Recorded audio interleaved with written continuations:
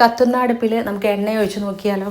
നമ്മളുണ്ടല്ലോ നമ്മുടെ ഗ്യാസ് സ്റ്റൗവിൽ ബർണറൊക്കെ ഇടയ്ക്കൊന്ന് ക്ലീൻ ആക്കണം. അത് ക്ലീൻ ആക്കുന്ന വീഡിയോ ഇതിന് മുമ്പ് ഞാൻ അപ്ലോഡ് ചെയ്തിട്ടുണ്ട് കേട്ടോ.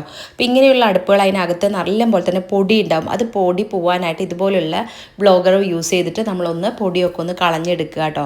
അപ്പോൾ അതിനകത്ത് നമുക്ക് ശരിക്കും പറഞ്ഞാൽ വൃത്തിയാക്കാൻ പറ്റാത്ത രീതിയിൽ പൊടികൾ ചെറുതായിട്ടൊക്കെ ഉണ്ടാവും. അതൊക്കെ ഒന്ന് ഈ ഒരു ബ്ലോഗർ യൂസ് ചെയ്തിട്ട് ക്ലീൻ ആക്കിയതിന് ശേഷം ഇതുപോലെ ഇലക്ട്രിക് വയർ ഉണ്ടല്ലോ അതെടുക്കുക. അതിൻ്റെ ഈ ഒരു ഇങ്ങനത്തെ ടൈപ്പുള്ള ഗ്യാസ് അടുപ്പിൽ ചെറിയൊരു ഹോൾ അതിനകത്ത് ഉണ്ടാവും.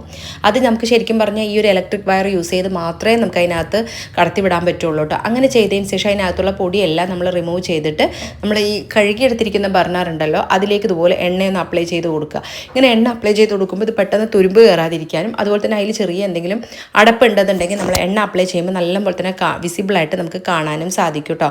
അതിൽ ചെറിയ അടപ്പ് എന്തെങ്കിലും ഉണ്ടെന്നുണ്ടെങ്കിൽ നമ്മൾ ചെറിയൊരു പിൻ യൂസ് ചെയ്തിട്ട് അത് റിമൂവ് ചെയ്തെടുക്കാനും പറ്റും കേട്ടോ. അപ്പം ഇങ്ങനെ ആവണമെന്നുണ്ടെങ്കിൽ ഗ്യാസ് നല്ല അടിപൊളിയായിട്ട് കത്താൻ